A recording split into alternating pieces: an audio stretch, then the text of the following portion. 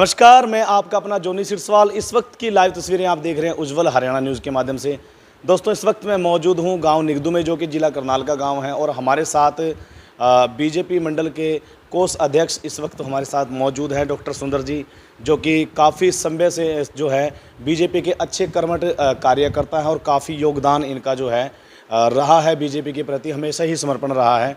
आज हमारे साथ जुड़े हैं और इनसे बातचीत करेंगे कि लोकसभा चुनाव को लेकर के इनका किस तरीके का एक्सपीरियंस रहा है। और बात करें कल जो था माननीय नरेंद्र मोदी ने तीसरी बार जो है फिर से देश का कार्यभार संभालने की शपथ ली है और तमाम मुद्दों बातचीत होगी।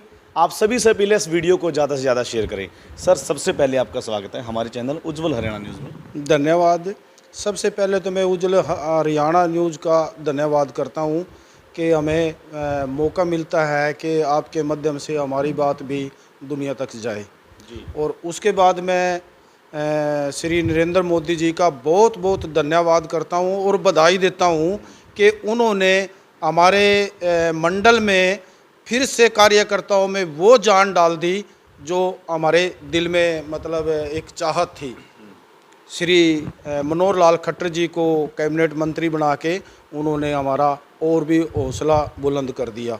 कल हम कम से कम भी 100-125 के करीब मंडल में सारे इकट्ठे थे और सब ने बड़ा खुशी से एक उत्साह मनाया और सब कार्यकर्ताओं ने संकल्प लिया कि आने वाली विधानसभा में एक एक वोटर से एक एक आदमी से मिल के हम पूरा का पूरा अपना जोर लगा के उनसे उनका मन जीतेंगे और बहुत अच्छे मतों से हम विधानसभा की सीटें जीतेंगे जी। जो कमियां रही हैं उन कमियों को हम पूरा करेंगे और सरकार हमारे साथ है। सरकार में मोदी जी का आशीर्वाद और मनोहर लाल खट्टर जी का आशीर्वाद और नायब साहनी जी का आशीर्वाद, ये जो त्रिदेव हमारे सिर पे, इनका आशीर्वाद जो है वो कभी भी हमें फेल नहीं होने देगा और हम हर उसमें सक्षम रहेंगे जी। और मेरा सबसे पहला आपसे सवाल यही है कि बात करते हैं लोकसभा चुनाव की जी, अभी हुए हैं और जिसके अंदर जो है बड़ा अच्छा प्रदर्शन भी रहा है और कहीं से हार कहीं से जीत, ये सबके साथ ही है। लेकिन मेरा आपसे सवाल है कि जिस तरीके से हरियाणा, पंजाब के साथ साथ थोड़ा सा लोग हरियाणा में भी नाराज़ थे, तो क्या कहेंगे किस किस तरीके का उतार चढ़ाव देखने को मिले? देखो, एक परिवार में छोटा सा परिवार होता है 4-5 मेंबरों का और माँ बाप उनके ऊपर वो कमांड करते हैं। माँ बाप पे भी 4 बच्चे, चारों के 4 खुश नहीं होते, उनमें एक आध नाराज रह जाता है। कुल मिला के हमें देखना क्या चाहिए, देश के भले के लिए, देश के विकास के लिए, हमारे बच्चों के भले के लिए, हमारे बच्चों के भविष्य के लिए इस देश में कौन सरकार क्या कर रही है। मुझे नहीं लगता कि मोदी सरकार से बढ़िया मनोहर लाल खट्टर की जो सरकार रही है कि ईमानदार की सरकार रही है, ईमानदारी की सरकार रही है, जिसमें बिना खर्ची के, बिना पर्ची के लोग नौकरी लगे हैं। हम जैसे हम वोट के लिए अपील करने गए थे लोगों के बीच में, ऐसे ऐसे लोग हमें मिले कि वो रोने लगे आगे से कि हमने कभी सपने में भी नहीं सोचा था कि इतने गरीब लोगों को भी बिना सिफारिश के ऐसे नौकरी मिल जाती है। तो ये ऐसा पॉसिबल मोदी सरकार में और मनोहर लाल खट्टर की सरकार में हो पाया। तो हम लोगों को सीखना चाहिए, वहाँ से एक सीख लेनी चाहिए कि अगर ये सरकार, देखो 15 साल में हमने क्या देख लिया सरकार का, जो 75 साल में लोग वो कर नहीं पाए, भ्रष्टाचार को मिटा नहीं पाए, लोगों को कुछ ऐसा दे नहीं पाए जो इन्होंने 9 साल में दे दिया। तो हमें मतलब इस पे सोचना चाहिए और विश्वास करना चाहिए कि इस सरकार में जितनी सुविधा और जितना मतलब धर्म को लेके और हम सुरक्षित हैं ना हमारे इस देश में और विदेश में, जो हमारे बच्चे गए हुए हैं बड़ी मेहनत के साथ बच्चे गए हुए, हम रात को चैन की नींद सो जाते हैं कि मोदी की सरकार है। हमें उम्मीद है कि हमारे बच्चों के साथ भी कुछ गलत नहीं होगा, हमारे देश में हमारे साथ भी कुछ गलत नहीं होगा। तो हमें मतलब इस सरकार को पूरी तरह से समझना चाहिए और एक एक आदमी को एक एक वोट हमें भारतीय जनता पार्टी को ही देनी चाहिए, मोदी के हाथ मजबूत करने चाहिए। और एक और बात मैं आपको बता देना चाहता हूँ, अब सरकार, सेंटर सरकार में मोदी की सरकार आ गई, हरियाणा में मोदी की सरकार आ गई, नायब साहनी जी मुख्यमंत्री बने हैं और हमारे सौभाग्य की बात है कि एमपी साहब भी हमारे बीजेपी से बने हैं। हमें ये गलती नहीं करनी चाहिए कि विधानसभा में किसी और को ले आके बीच में बैठा दें। आप सोच के देखो, आपके घर में और कोई दूसरा अचानक आके बैठ जाए तो क्या रोल रहेगा, क्या सीन रहेगा। तो हमारे लोगों को समझना चाहिए, अगर हम देश का विकास चाहते हैं, गांव-गांव में विकास चाहते हैं, तो हमें नीचे से लेके ऊपर तक भारतीय जनता पार्टी की सरकार को ही ले आना चाहिए। पढ़े लिखे लोग इस बात को समझते हैं। हमें गलती से जो विपक्ष वाले तरह तरह की बातें, तरह तरह के षड्यंत्र रच के हमें गुमराह करते हैं, तो ये सोचो कि वो हमारे जीवन से हमें वंचित कर रहे हैं, हमारे सुख चैनों से हमें वंचित कर रहे हैं और हमें गुमराह करके। अब अगर विपक्ष पार्टी का कोई एमएलए बन जाता है तो कोई काम नहीं होगा ही नहीं, हुआ भी नहीं। पहले पीछे भी गलती की है हमारे नीलोखड़ी हल्के में, दूसरे उसको बना दिया तो क्या काम हुए हैं, कोई काम नहीं होता। तो इसलिए हमारी अपील है जनता से कि आज हर व्यक्ति समझदार है, सूझबूझ से काम करे, किसी के सिकावे बकावे में मत आए।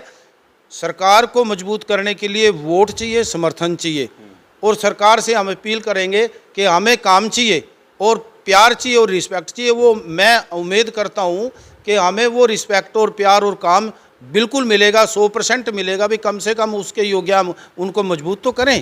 जी डॉक्टर साहब, मेरा सवाल है आपसे, जिस तरीके से कांग्रेस का जो सफाया है, दिल्ली के अंदर आम आदमी का जो सफाया है वो बीजेपी ने किया है, और बात करें हिमाचल की तीन जो सीटें हैं वो भी बीजेपी के हक में गई है, और हरियाणा में ऐसी क्या बात रही है, क्या खास वजह रही है जिसके कारण दोनों 50-50 पे आ गई हैं? देखो, मैं तो एक ही बात कहूँगा कि कहीं ना कहीं हमारी कार्यकर्ताओं की भी कमी रही है कि आज किसी से वोट लेना यानी उसके मन को जीतना है।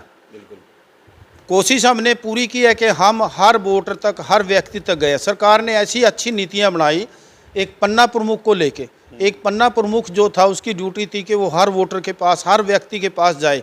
60 वोट एक पन्ना प्रमुख के पेज पे थी, और उनका फ़र्ज था कि हम हर व्यक्ति तक पहुँचें, और पहुँचने की कोशिश भी की।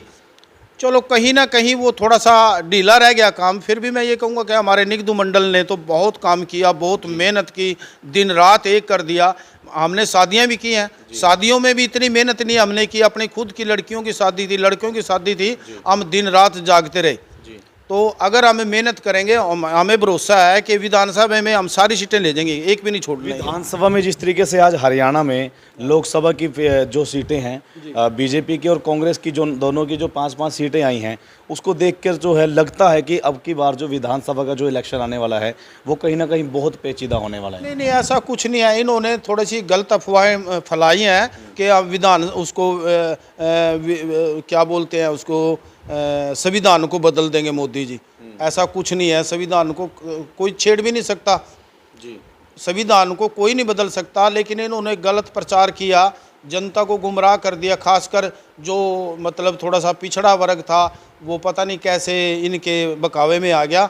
समझदार लोग जिनकी हमें उम्मीद भी नहीं थी बीजेपी को वोट दे देंगे, उन लोगों ने बल्कि बीजेपी को वोट दे दी।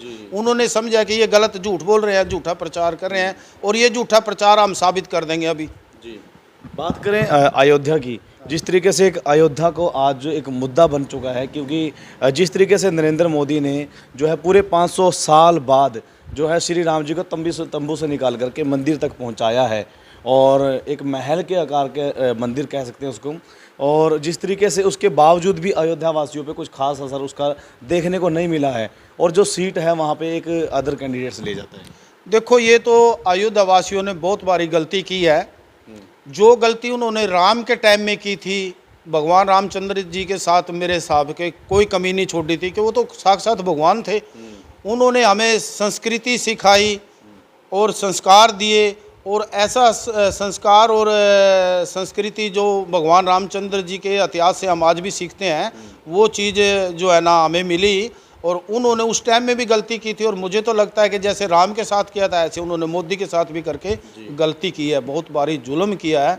हमें इस बात का बड़ा दुख है कि वो आज भी उस गलती का आभास नहीं कर सके, पश्चाताप नहीं कर सके।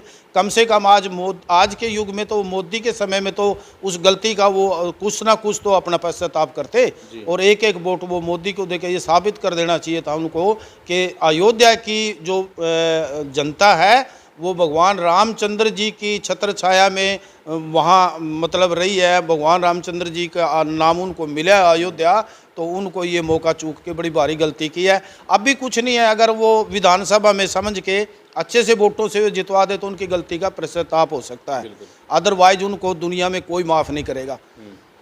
तो आने वाला टाइम क्या होगा विधानसभा के इलेक्शनों में?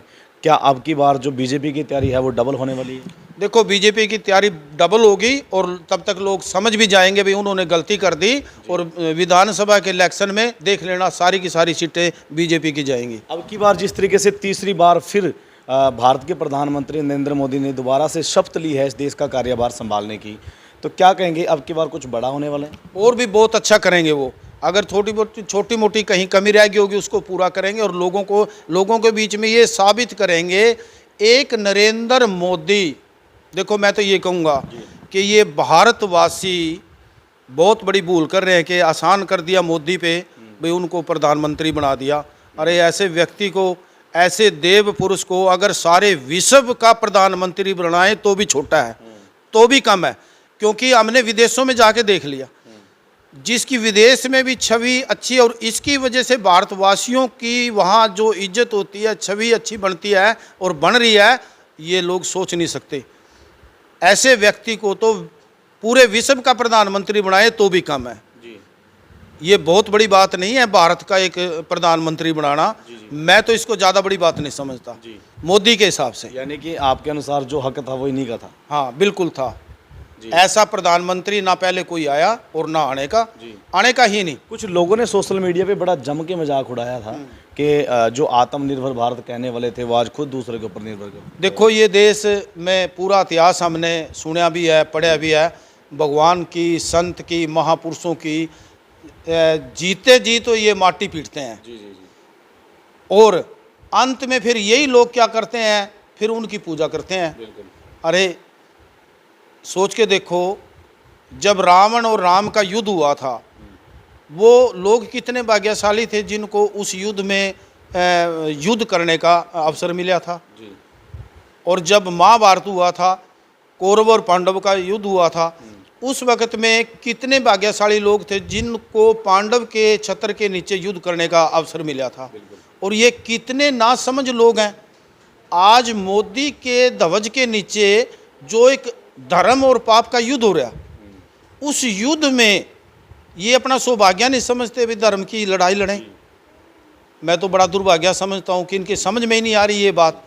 एक एक बंदे को, ऐसे व्यक्ति का, हमारे देश में ऐसा व्यक्ति, वैसे तो इस भारतवर्ष में ही जितने महापुरुष पैदा हुए हैं भारतवर्ष में ही पैदा हुआ है, और ऐसे मोदी जैसे महापुरुष यहाँ पे पैदा हुए, उसका आदर करना चाहिए, उसकी इज्जत करनी चाहिए, और उसको पूरा मत और सपोर्ट और वोट उसको देना चाहिए। अंत में आप क्या कहेंगे देशवासियों से, क्या मैसेज देना चाहेंगे? एमएलए के जो इलेक्शन अगली बार होने वाले हैं, जो विधानसभा के इलेक्शन होने वाले हैं, उनके प्रति क्या कुछ कहेंगे? मैं तो देशवासियों को हाथ जोड़ कर एक ही विनती करूँगा, प्रार्थना करूँगा कि हम जागें और समझें, मोदी जी को जिताना धर्म की जय। पहले लोग अपने आप को जानें कि वो धर्म के झंडे नीचे लड़ना चाहते हैं या पाप के झंडे के नीचे लड़ना चाहते हैं। अगर वो धर्म के झंडे के नीचे लड़ना चाहते हैं, आज सारे महापुरुष, देव पुरुष, संत पुरुष सब के सब जो है ना, मोदी के पीछे क्यों खड़े हैं? इसके पीछे एक ही बात है कि ये धर्म की लड़ाई लड़ने के लिए खड़े हैं।